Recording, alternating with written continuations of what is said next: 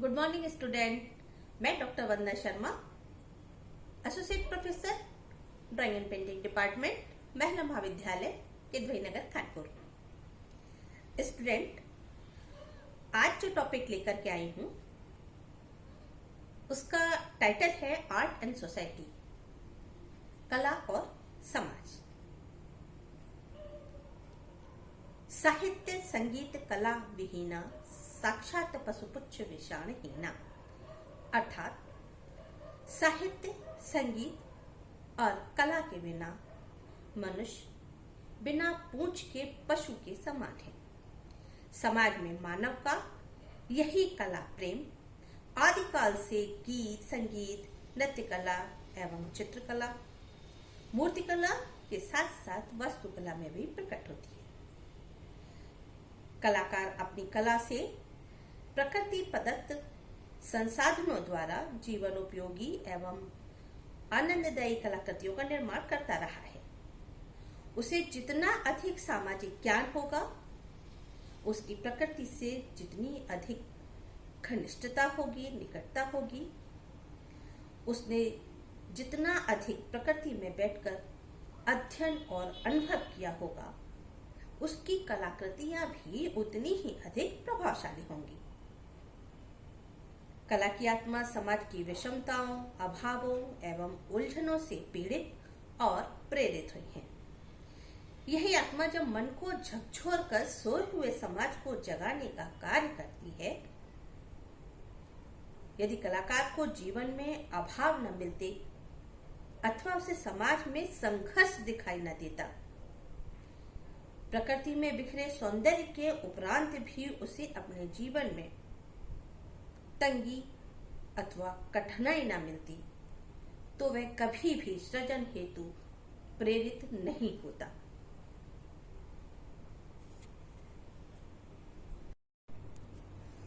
कलाएं सामाजिक परिवर्तन का आधार भी है। समाज में जब जब अव्यवस्था फैलती है तो अनेक संकटपूर्ण अवसर उपस्थित होते हैं और यही अवसर नवीन उद्भावनाओं को जन्म देते हैं। इतिहास में अगर पलटकर देखें तो ज्ञात होता है कि ब्राह्मण धर्म के अनाचारपूर्ण कृत्यों एवं यज्ञों में होने वाली भीषण नरबलि के कारण बौद्ध धर्म का जन्म हुआ था। धर्म के साथ साथ सामाजिक परिवर्तन भी संभव हुआ। 5वीं शताब्दी में चीन में हुए अनेक युद्ध एवं भीषण रक्तपात के उपरांत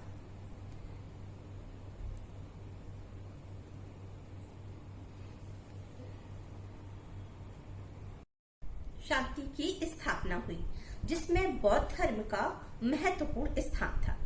सम्राट अशोक ने दक्षिण पूर्व एशियाई देशों में बौद्ध धर्म की स्थापना हेतु अनेक इंगाक्यो स्क्रोल भेजे। इन चित्रों ने न केवल बौद्ध धर्म की स्थापना में सहायता की, बल्कि वहां की बौद्ध चित्रकला एवं मूर्तिकला में भी क्रांतिकारी परिवर्तन किए। संघर्ष एवं अंतर विरोध के मध्य कलाकारों ने सदैव ही समस्याओं का समाधान अपनी कलाकृतियों के माध्यम से प्रस्तुत किया है। समाज में 3 प्रकार के कलाकार देखे जा सकते हैं।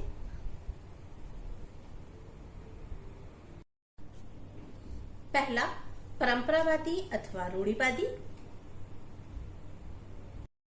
दूसरा, सुधारवादी अथवा समन्वयवादी। तृतीय, क्रांतिकारी अथवा परिवर्तनवादी।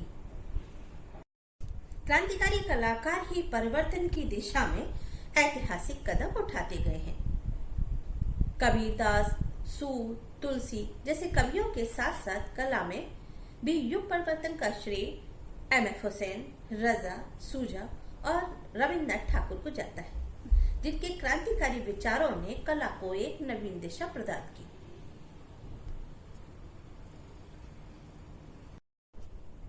कलाएं समाज में रहने वाले मनुष्यों की कुंठाओं, मनोविकारों को व्यक्त करने का भी अवसर प्रदान करती हैं। जिस समाज में कठोर सामाजिक नियंत्रण होते हैं और व्यक्ति भय एवं संकोचवश अपनी इच्छाएं एवं अपनी भावनाएं व्यक्त नहीं कर पाता, वहां मानसिक रोग उत्पन्न होने लगते हैं। इन भावनाओं के एकत्र हो जाने पर व्यक्ति को चिकित्सकीय सहायता लेनी पड़ती है। चित्रकार वैन गॉग के मानसिक रूप से अस्वस्थ होने पर डॉक्टरों ने उन्हें आर्ट थेरेपी प्रदान की, जिससे शनय शनय उनके मानसिक आवेग कम हुए। इन रोगों से उन्हें मुक्ति मिल पाई। इस दौरान उन्होंने चटक रंगों को आवेगपूर्ण ढंग से फेंककर अनेक कलाकृतियों की रचना की। इसके पश्चात उन्होंने सूरजमुखी फूलों को भी बनाया, जो इतिहास में अमर हो गए।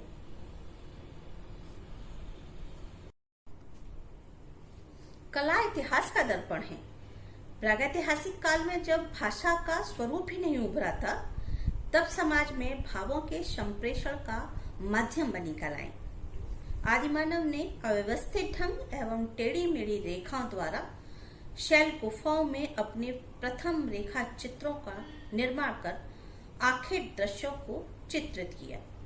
यह वह दृश्य थे जो उसके जीवन का अभिन्न भाग थे। प्राचीन काल में चहुओर शांति थी। सामाजिक प्रेम के मध्य शैव, भागवत एवं वैष्णव धर्म के अनुपालन में कलाकृतियों का निर्माण हुआ। कुछ समय पश्चात गुप्त राजवंश की स्थापना हुई। इस समय बौद्ध धर्म समाज के मध्य अपना विश्वास जमाने लगा।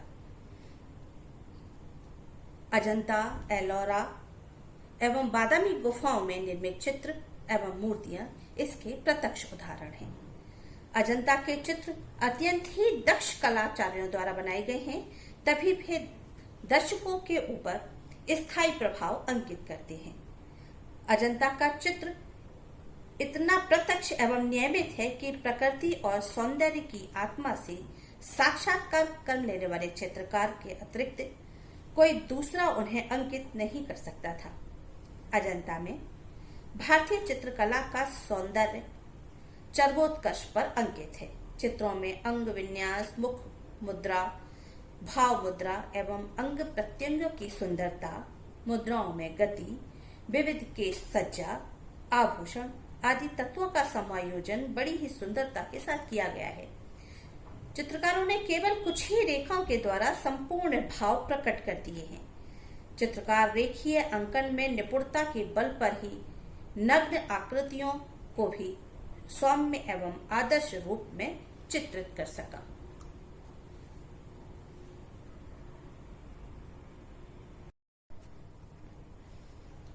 नैतिकता, दया, क्षमा जैसे सामाजिक मूल्यों की शिक्षा देती जातक कथाओं को भी यहाँ चित्रित किया गया है।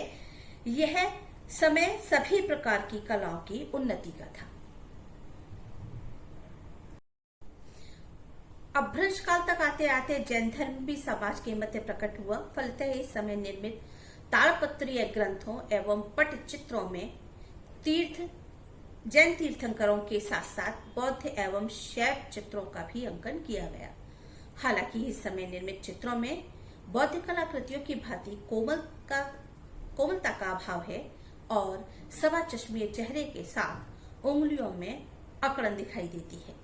समाज में धर्म सर्वोपरि स्थान पर था, यह चित्रों के द्वारा सिद्ध होता है। चित्रकला की दृष्टि से मध्ययुग की महान देन राजस्थानी चित्रशैली है। मध्ययुगीन भक्ति आंदोलन एवं नवीन वैष्णव धर्म से प्रेरणा पाकर जिस नवीन शैली का उदय हुआ वह आगे जाकर के राजस्थानी शैली कहलाई। यह कला शैली अपनी परंपरागत पद्धति की रक्षा करते हुए विभिन्न शैलियों के आकर्षणों एवं प्रभावों को अपने में आत्मसात करते हुए प्रगति पथ पर अग्रसर होती हुई दिखाई देती है। राजस्थानी शैली विशुद्ध भारतीय है। कलाकार ने अपनी रूढ़ियों को त्याग कर स्वतंत्र होकर जो देखा उसका अध्ययन किया और उसी को अपने चित्रों के माध्यम से चित्रित किया। कल्पना प्रचुर यह शैली केशव, बिहारी, मतीराम, सूर एवं तुलसी के काव्य, राधा कृष्ण, नायक नायिका, राग मालाएं, प्रेम कथाएं, लोक कलाएं, धार्मिक रीति रिवाज, सामाजिक जनजीवन जैसे विषयों पर संबंधित चित्रों को अंकित करती हुई दिखाई देती है। पर्याय चित्रों में काव्यमयी कल्पना की ही अभिव्यक्ति की बहुलता है। मुगल काल में धार्मिक विषयों को त्याग कर दिया गया। जो कला आदिकाल से अब तक धर्म को लेकर के चित्रित हुई थी, उसका केंद्र अब दरबारी विषय थी। कला प्रेमी मुगल सम्राटों ने संगीत कला, चित्रकला, वास्तुकला तीनों कलाओं की उन्नति एवं विकास में अभूतपूर्व योगदान दिया। अकबर के समय संगीत कला, जहांगीर के समय में चित्रकला तथा शाहजहां के समय में वास्तुकला का स्वर्ण युग था। इन तीनों के अतिरिक्त मुगल सम्राटों को सचित्र पुस्तक ग्रंथ संग्रह करने का भी बहुत शौक था, जो उन्होंने अपने कुशल चित्रकारों के माध्यम से पूर्ण कराए। मुगलकालीन सचित्र ग्रंथ फारसी और हिंदी दोनों ही भाषाओं में देखने को मिलते हैं। मुगल शासक चित्रकारों को प्रोत्साहन देने के लिए उपाधि, जागीरें, अशर्फियां एवं आर्थिक सहायता प्रदान किया करती थी। फलस्वरूप इनके दरबार में हिंदू एवं मुस्लिम दोनों ही वर्ग के चित्रकार बहुतायत में थे। 17वीं शताब्दी में चित्रकला के प्रति औरंगजेब की उपेक्षा के कारण बहुत से चित्रकार आश्रय की खोज में कांगड़ा, गुलेर, बसौली, जम्मू, कुल्लू, मंडी, चंबा, गढ़वाल तथा नूरपुर आदि स्थानों पर पहुंच गए। उन्हीं ने 18वीं शताब्दी में पहाड़ी शैली के चित्र निर्मित किए।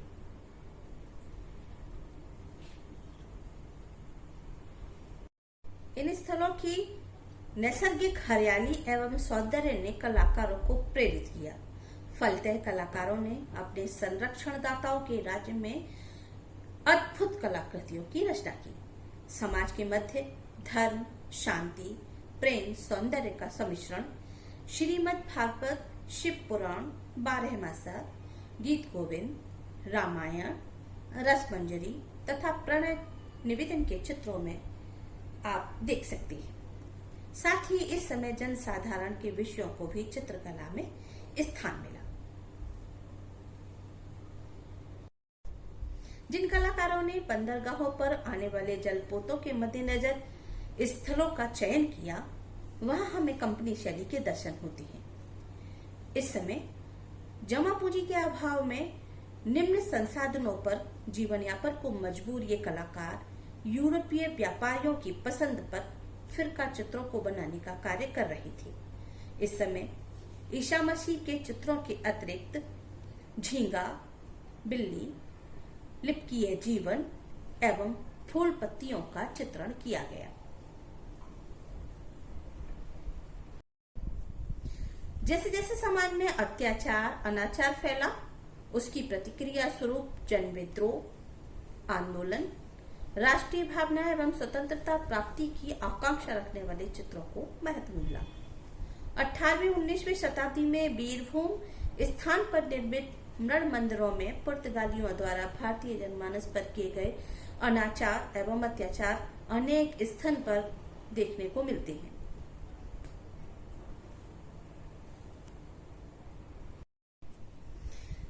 इस प्रकार हम कह सकते हैं कि कलाएं प्रत्येक काल में सामाजिक अवस्था, विचारधारा, परिवर्तन की लहर, नवीन दिशा में उठते कदम, कला और समाज के परस्पर घनिष्ठ संबंधों को व्यक्त करती है।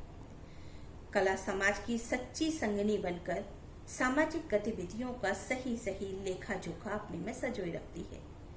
वर्तमान संदर्भ में भी स्पष्ट देखा जा सकता है कि समाज में आने वाली विपदाएं, चाहे वो समाज का जल संकट हो, वायु प्रदूषण हो और वर्तमान में चलने वाला कोरोना वायरस हो, इन सभी विषयों को आत्मसात कर अपने विषयों को धारदार बनाती है और ऐसी विपदाओं से निपटने का तरीका भी सुझाती है। जब भी इतिहास में किसी कालखंड की सामाजिक गतिविधियां देखनी हो तो कलाओं का आश्रय लिया ही जाता है।